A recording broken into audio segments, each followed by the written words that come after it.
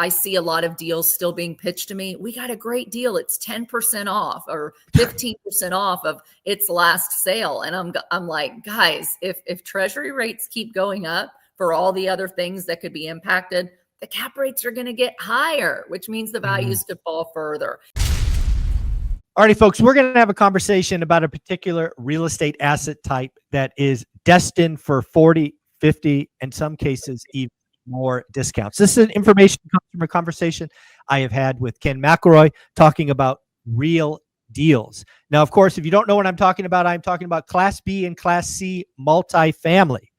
Anna, this is an environment where you and I both play. We both own some of the smaller stuff. You own some of the big, massive stuff.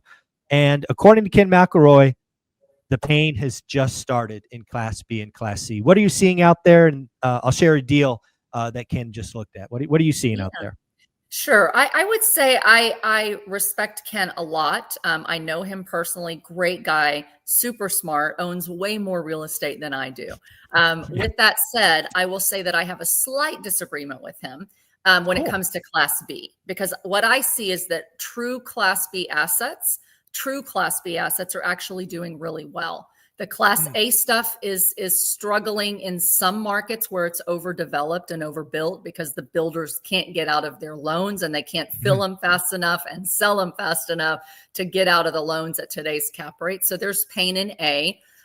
There is significant pain in C and D properties. D goes without saying, but C properties, when I say Class C, I'm talking about older, but I'm also talking about tertiary markets. And so sometimes there's a nuance in A, B, and C. A lot of times people will just say it's their age, but the reality is age, the level of update, and the location that it's in, and the population of the people and the number of jobs that it's in all impact whether it's considered A, B, C, or D. So generally speaking, Class C is what we call workforce housing. They're generally older, generally 30 years plus, and generally in older areas.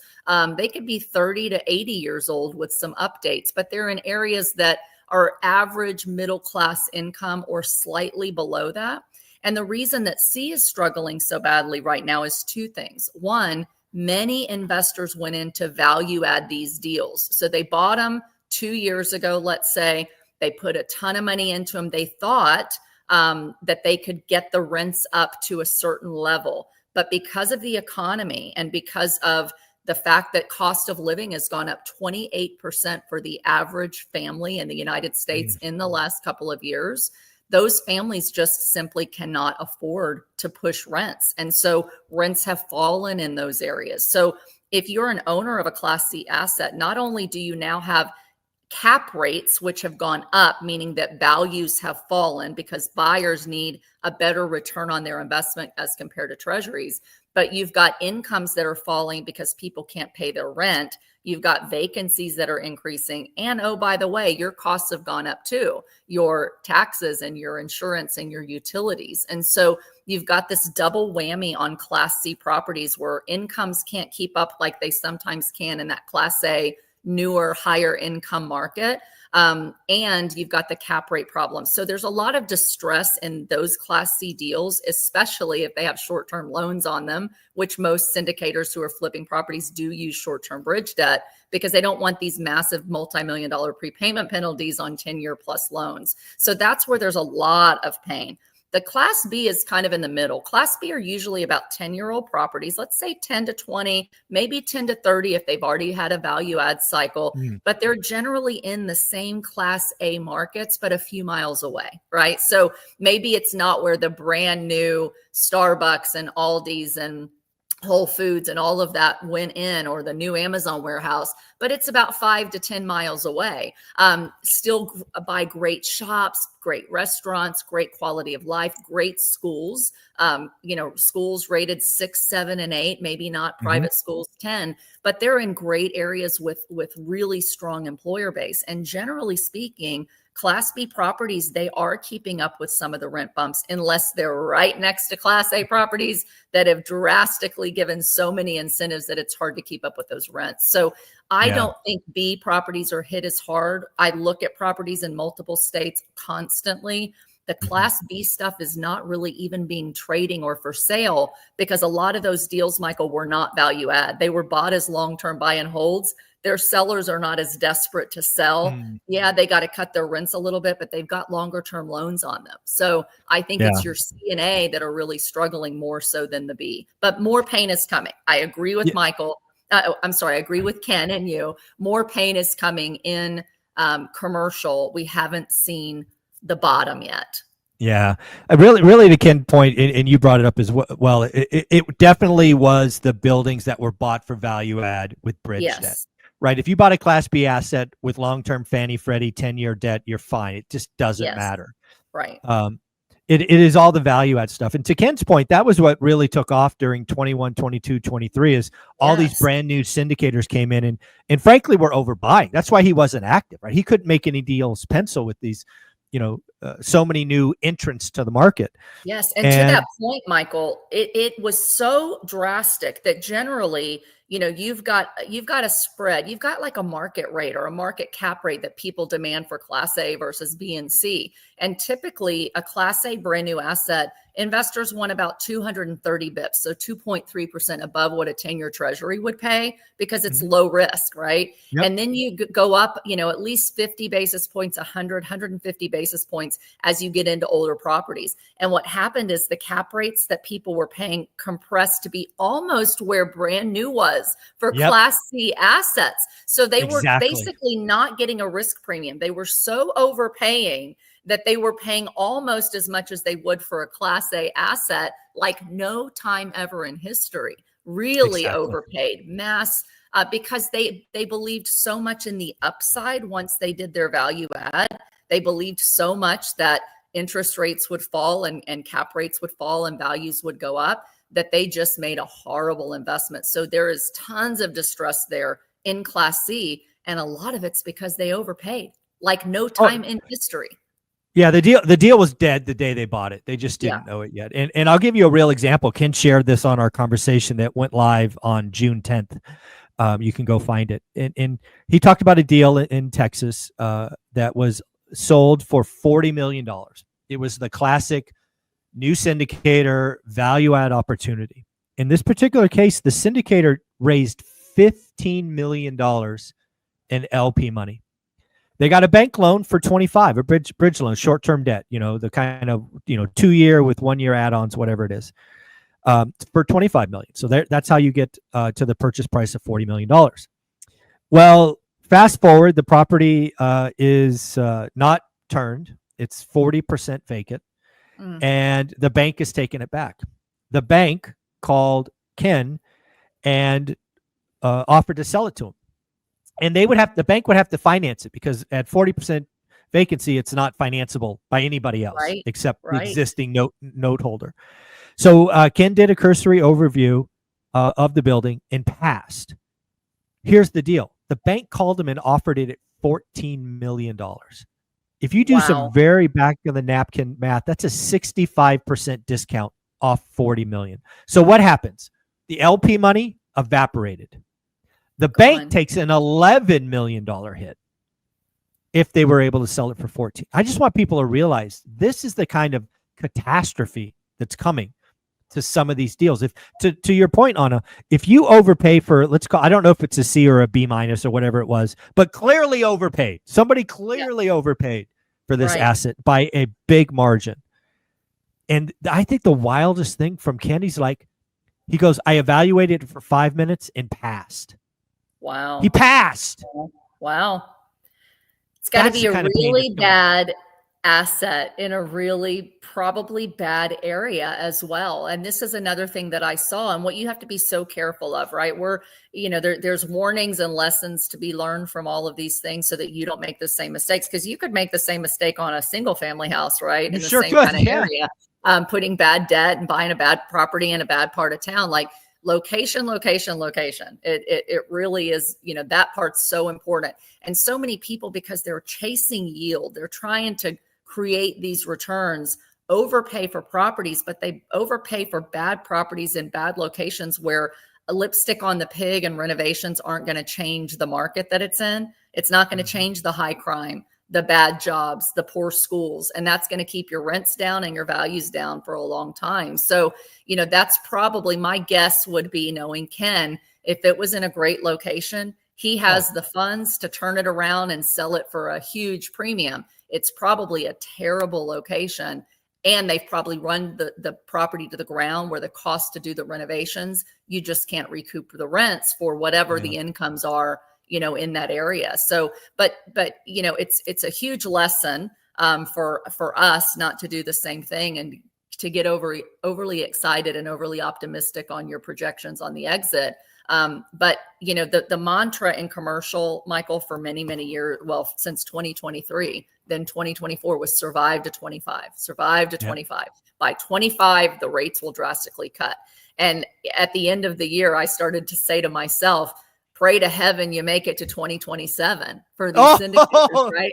That's what I've started to say. And because there's so many unknowns that have kept the Fed from drastically cutting rates, the tariff threats and inflation, being sticky, and wars and all these kind of things, supply chain bottlenecks, that it's just lasted a lot longer than what people thought. But the reality is, so many of these lenders did say, okay, we think the Fed will cut rates. These are good assets in good locations, the ones that are, and they allowed their borrowers to extend one more year. Like, we'll give you one more year. As long as you make the mortgage payment, we will not call the loan.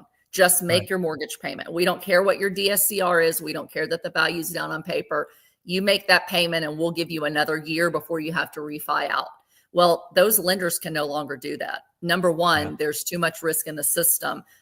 They've got bonds and they've got assets, commercial real estate value property, that they're just not worth what they were. And the regulators don't want them keeping them on the books. And so they're making them write them down. So the reason there is still pain, and Kenny's right, that it's just beginning. And you and I've talked about this, that, hey, we might be on the third inning out of 7 last year. Like, the fact of the matter is, these banks are no longer able to extend and pretend if they believe the writing's on the wall. If they believe that interest rates aren't really going to come down, they know that eventually these owners run out of cash. They just can't keep up and keep making the payments, so they call the loan. So that speaks opportunity for investors who are ready, like Ken, to say, if it's a good asset in a good area, you can get an amazing deal. Now, you can't say, this is what I still see some syndicators doing, and I'm going to get hate for this because I'm in the community and I'm a syndicator, right? But I see a lot of deals still being pitched to me. We got a great deal. It's 10% off or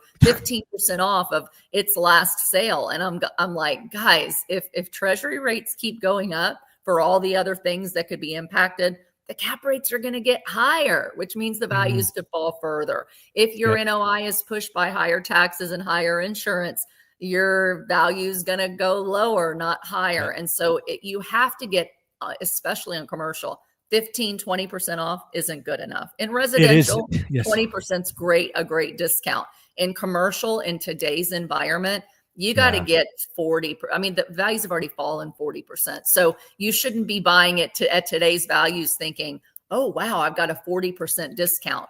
Today it's worth this, and I want a better deal than what it's worth today to have room for all the construction costs, the increased costs, and the potentially higher interest rates. So Kenny's smart to hold off. And if he's holding off on a deal like that, it tells you that there's further to fall, and you've got to make a really good deal. And for commercial, the most important thing, Michael, and you preach this, it's in your book about alligators.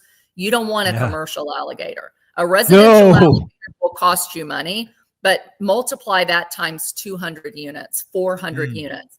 They become almost insurmountable, the amount of loss that you could take by not getting a good enough deal, or being impatient and rushing to do a deal for a small discount could change you forever, not for the good, financially. So you've got to get really good discounts on commercial. You've got to really know what you're doing. Do not chase these seminars that tell you bigger is better. More units is definitely better. For those of us that have the experience to take them down, there will continue to be huge opportunity, and the pain isn't done yet. But just be very careful to make sure whatever you buy it at a price where, at today's interest rate, it cash flows with a really good cushion that allows you to absorb some lower rents if that comes and we have a recession, as well as higher costs. Yeah. The other thing, again, I think it's really important for people to realize is if you're an owner in this case, that building that Ken was looking at, you bought it for 40, you got a debt for 25, your LPs are 15. You've known for quite a while that you're in trouble. So what happens is you basically bleed the property trying to survive. You Right. start doing band-aids and skip things, and you start Right. stealing from units to make other units look good. And it's just a recipe for disaster. And that's what I think a lot of banks aren't getting in this whole we'll give you one more year thing. Because I bought multiple assets in the last cycle where banks extended and pretended for the owners, and the assets just got worse and worse and worse. Yeah. And they took bigger discounts. Yeah, it's a difficult situation because when you have overpaid, even if you're doing all the right things, when the economy starts to flounder, so many things are working against you that you cannot control. And I won't pretend to be immune to it, Michael. I mean, I have assets that we bought, and thankfully we have good debt, on those properties, but we have assets that we bought. We got it at a great deal and a great discount, and there's still a bear to manage and to keep occupied and to keep net profit when our insurance went from $400 a year per unit to $1,200 a year per unit. When you're, when your taxes double and no matter what the appeals are, you don't win always, so there's hard things, and you do your best to continue that asset and to continue to do well by your investors. But when so many things are working against you in the economy, even really, really, really experienced great operators are going to struggle to keep those properties going until rates fall and the economy gets better. It's just the reality. There's bigger risk and bigger dollars come with, bigger headaches, and you run out of money a lot faster. And so, I do feel for a lot of people who bought good assets with good debt and still are having the struggles. But for those LPs that are losing everything on really bad assets where they overpaid in really bad markets, it's so unfortunate. It's sad, and it's hard, and there's lessons to be learned, for all of us in this kind of game. But don't buy you must go bigger. Sometimes the smaller properties are the ones that are stable. You just grow your property, you build your portfolio, you go slightly bigger, but you got to know what you're doing. You got to buy great assets in great locations with great debt. Yep. I love it. Bigger is not always better. The last thing I'll share with you is Ken did put a time frame on this. He expects these, come to Jesus meeting, if you will, the pain to kind of peak in 2026. So I think your pray to the heavens and survive to 27 was exactly correct. Exactly right. So Ken, I think would support you on that. Anna, where can people find you? Great. You can find me here on Facebook at Anna Kelly, REI Mom. And for real estate coaching and consulting, you can find me at AnnaKellyInvesting.com. Thank you so much. Have a great week.